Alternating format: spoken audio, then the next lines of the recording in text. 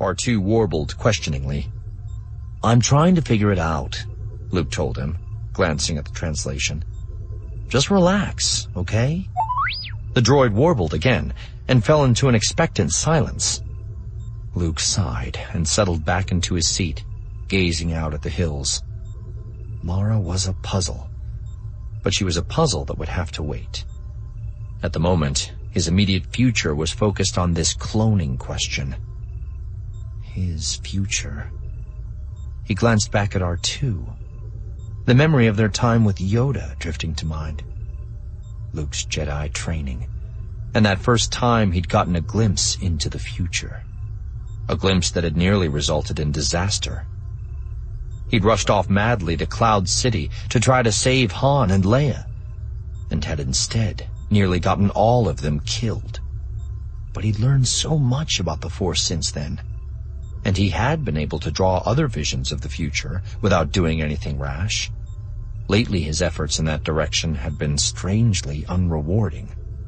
But as long as he was supposed to take it easy for an hour or so anyway, it wouldn't hurt to give it a try.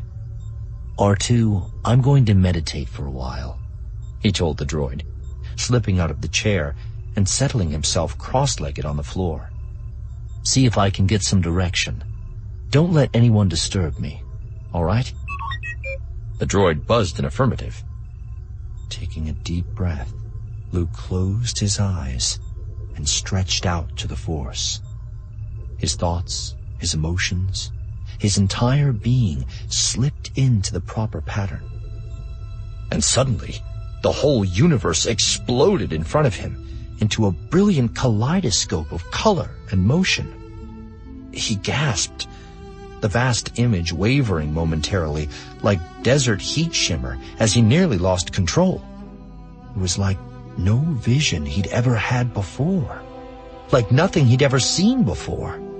100 different scenes, 1,000 different possibilities, brilliant colors, sharp-edged sounds, joy and contentment, fear and death. All of it swirled together with the fury and randomness of a Tatooine sandstorm.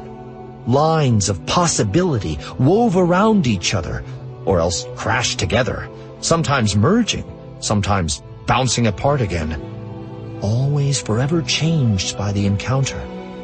Familiar faces were there among unfamiliar ones, passing in front of him or else flickering behind other events unfolding at the edges of his sight.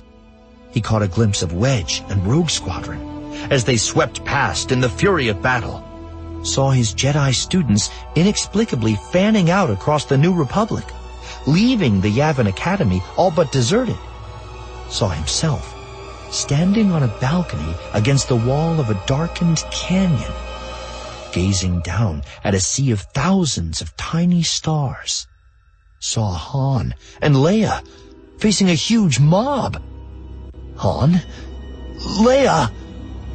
With an effort, he grabbed onto that last line, trying to stay with it long enough to see more. For a moment, he succeeded, the image sharpening into focus. Leia standing in a wide hallway, her lightsaber blazing in her hands as a mass of bodies pushed through a tall door. Han standing on an outside balcony with drawn blaster, looking down at the crowd. The crowd inside flowed mindlessly forward. A hidden rooftop sniper lined up his blaster rifle, and then they were gone, vanishing into the swirling mass of sights and sounds. For a moment, Luke tried to join the flow himself, the taste of fear mixing with the other sensations of the vision as he tried to catch up and see what was going to happen to them. But they were gone, and with a sense that came from outside himself, he knew that he'd seen all of that vision that he was going to.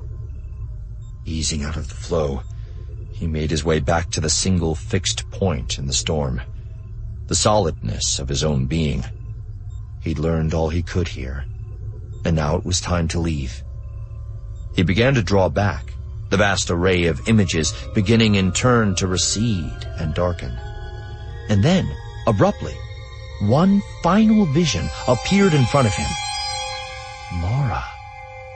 surrounded by craggy rock and floating in water. Her eyes closed, her arms and legs limp, as if in death. "Wait!" he heard himself shout. But it was too late.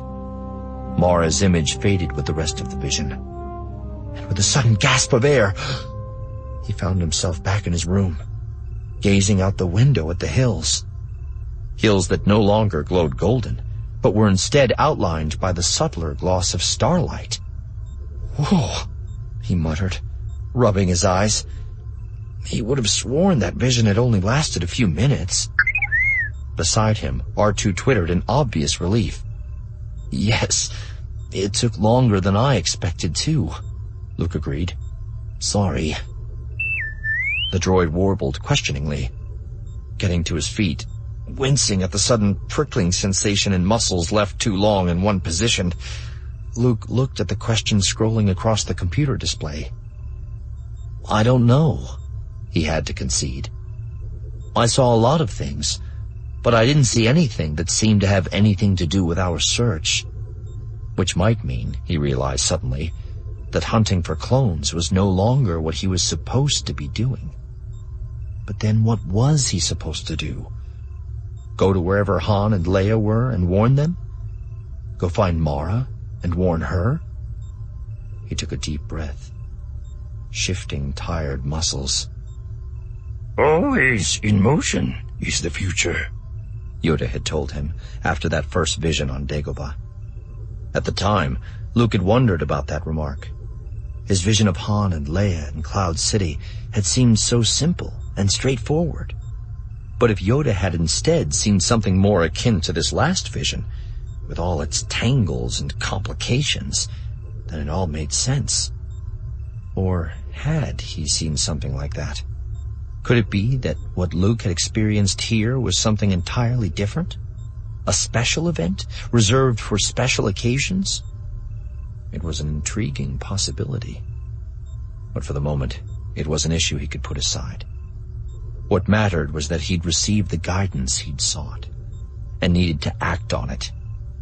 All he had to do was figure out exactly what that guidance was.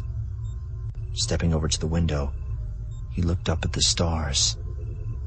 "You will know," Yoda had also told him. "when you are calm, at peace."